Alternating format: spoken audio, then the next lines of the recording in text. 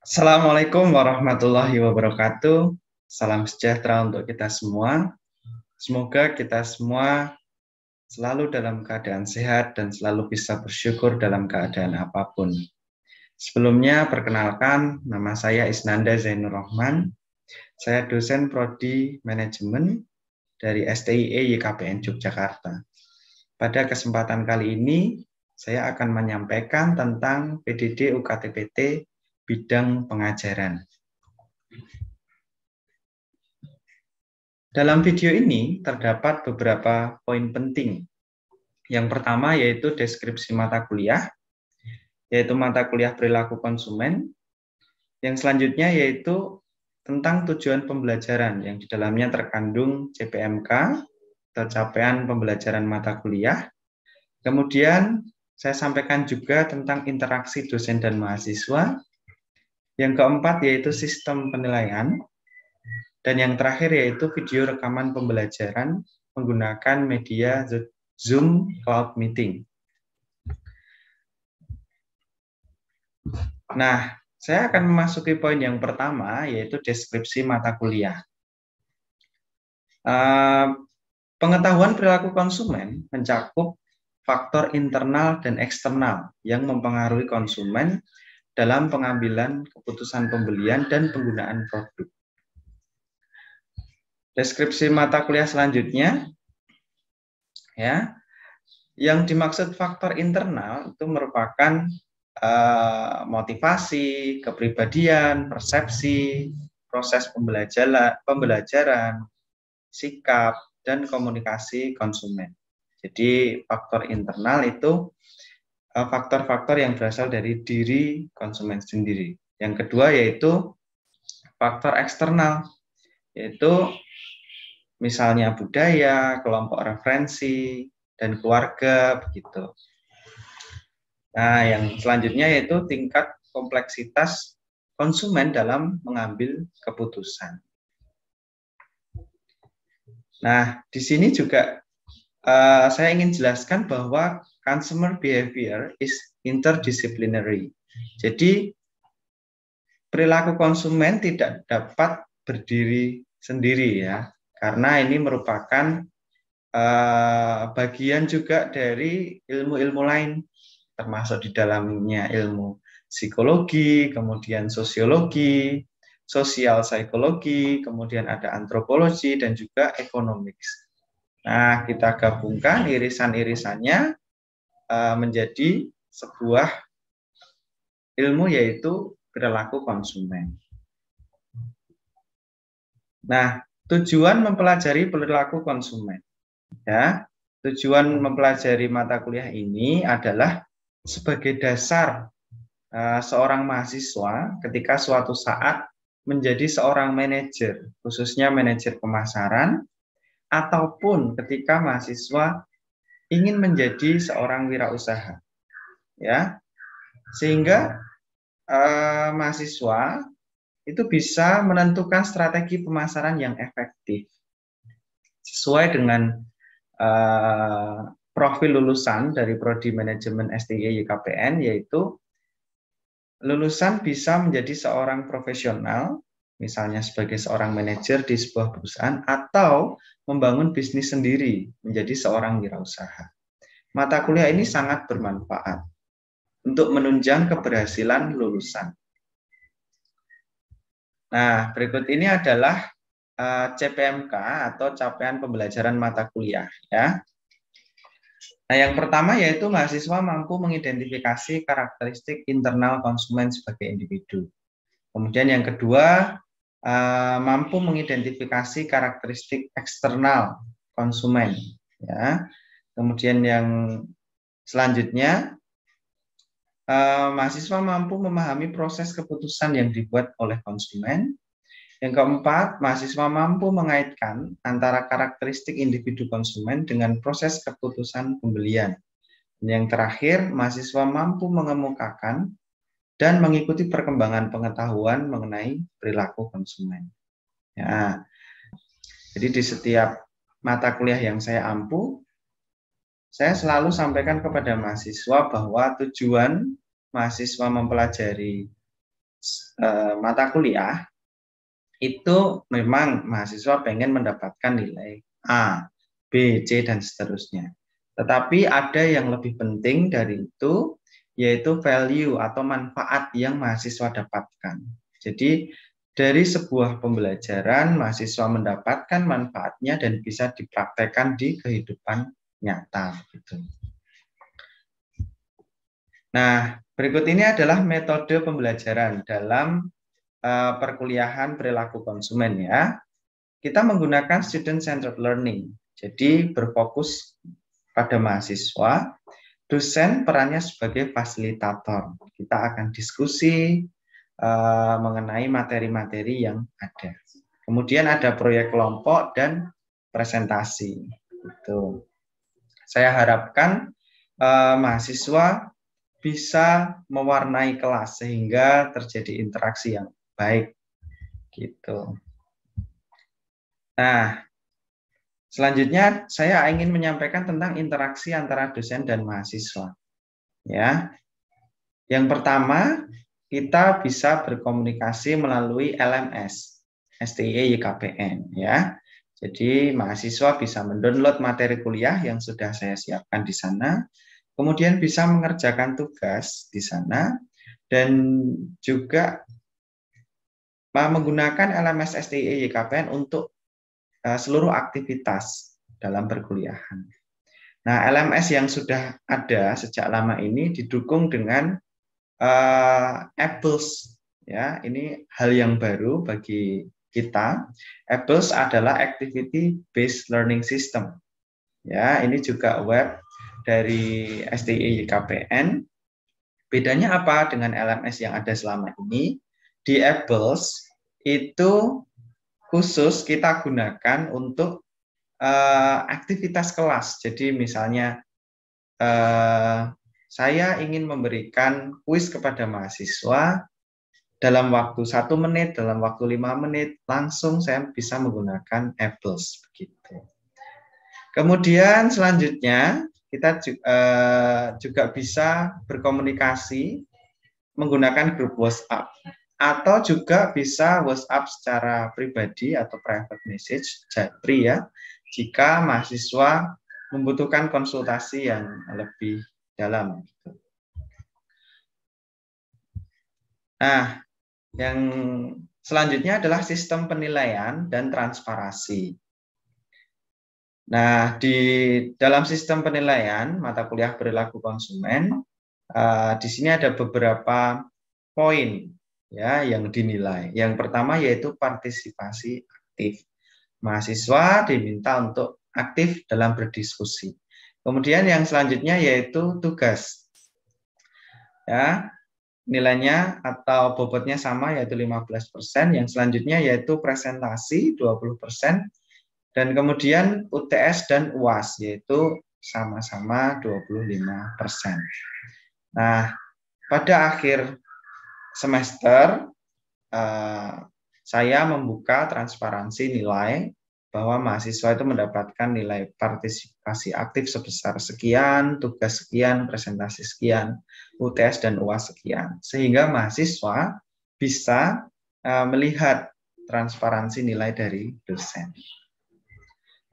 Nah, pada bagian selanjutnya saya akan memberikan contoh rekaman video pembelajaran ya dalam mata kuliah perilaku konsumen.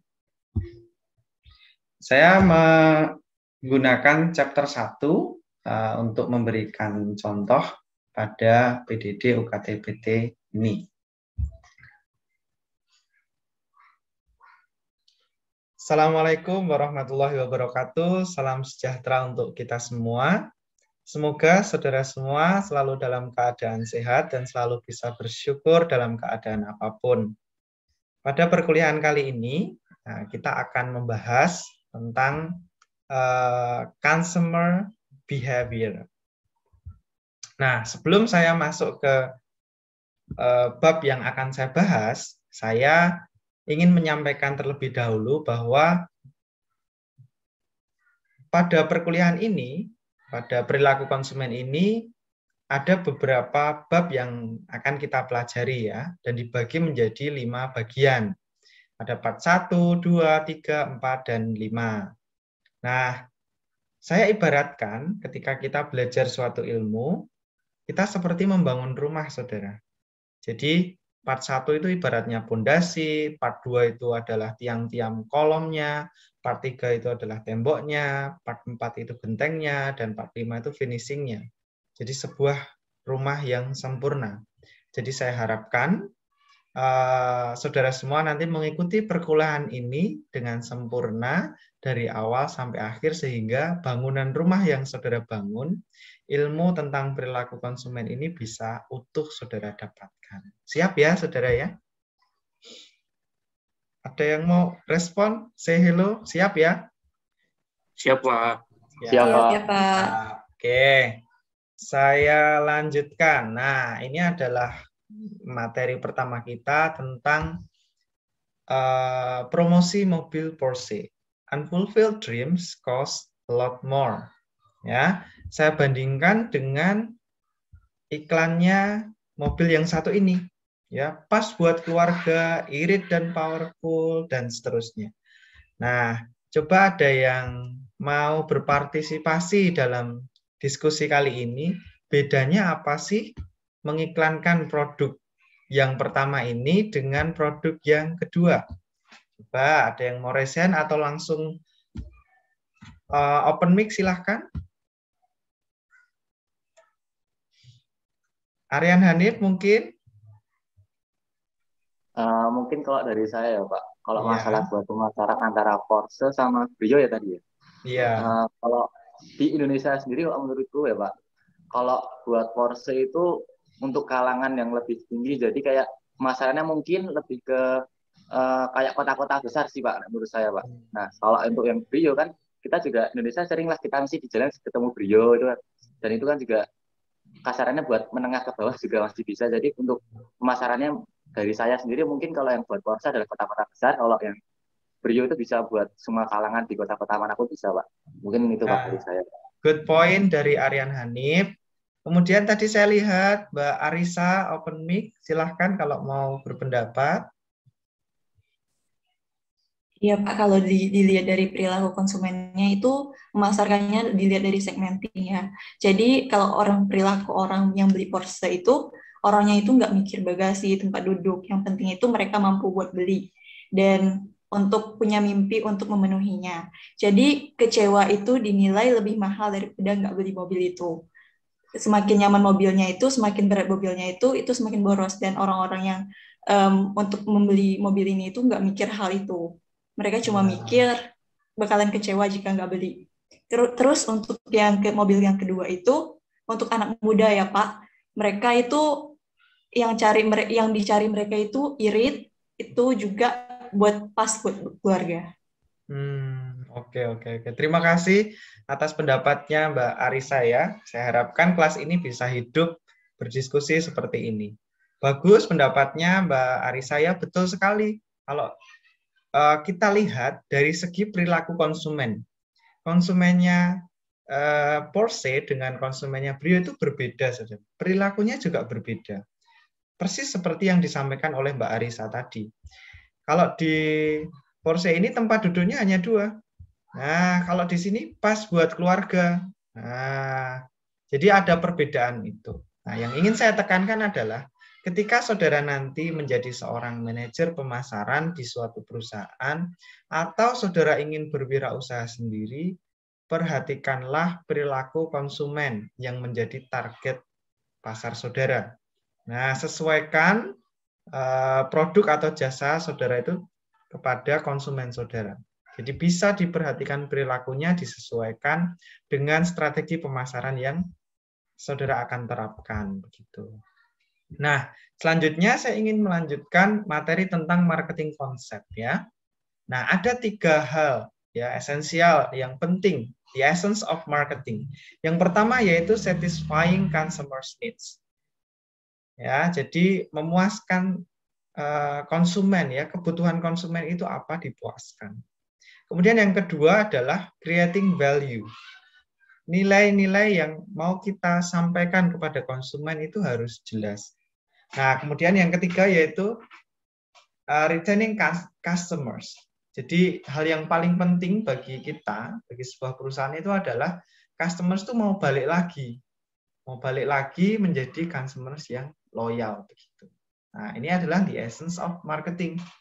Nah, kemudian saya ingin lanjutkan tentang the production concept. Jadi, zaman dulu karena ilmu perilaku konsumen ini, ilmu pemasaran itu berkembang ya, saudara ya. Jadi, zaman dulu itu dikenal adanya the production concept. Jadi, the production concept maintains that consumers are mostly interested in product availability at low prices. It's implicit marketing objectives are cheap, efficient production, and intensive distribution. Jadi zaman dulu, pemasar itu hanya fokus pada produkku harus murah. Produkku dalam produksinya harus efisien, distribusinya harus bagus, sehingga menghasilkan harga yang murah. Nah, zaman dulu itu berlaku, saudara. Tetapi seiring perkembangan zaman, the production concept ini bisa salah begitu, bisa membunuh perusahaan bahkan. Nah, saya akan jelaskan lebih lanjut. They improve the quality of its product to add new features without finding out first whether consumers really want these features or not. Ini salah satu contohnya. Ketika pemasar hanya fokus pada produknya. Misalnya membuat mobil, ditambahi fitur A, ditambahi fitur B, ditambahi fitur C, fiturnya lengkap. Tetapi apakah fitur-fitur tersebut dibutuhkan oleh konsumen? Itu adalah pertanyaan besar yang harus diketahui oleh pemasar sesungguhnya. Ya. Kemudian, a product orientation often leads to marketing myopia. That is a focus on the product rather than on the needs it presumes to satisfy. Nah, jadi ini sebagai pelajaran saudara, ketika saudara menjadi seorang manajer pemasaran nanti, pastikan dulu saudara fokus pada customer satisfaction. Nah, baru kemudian balik ke fitur-fitur produk atau jasa yang saudara tawarkan begitu. Nah, the importance of customer satisfaction. Jadi begitu pentingnya kepuasan pelanggan ya, saudara ya. Oke. Implementing the marketing concept requires sellers to use consumer research, market segmentation, a combination of the product, price, place, and promotion strategies, provide value and result in long-term customer satisfaction and retention. Nah, sampai di sini apakah ada pertanyaan dari saudara? Belum, Pak. Belum ada pertanyaan. Oke, jadi hal-hal yang saya sampaikan tadi, misalnya market segmentation, consumer research, kombinasi dari produk, price, place, promotion, itu akan kita bahas dalam satu semester ini di mata kuliah perilaku konsumen. Nah, demikian yang bisa saya sampaikan tentang perkuliahan di mata kuliah perilaku konsumen. Terima kasih. Saya cukupkan sekian video kali ini. Wassalamualaikum warahmatullahi wabarakatuh. Terima kasih, Pak.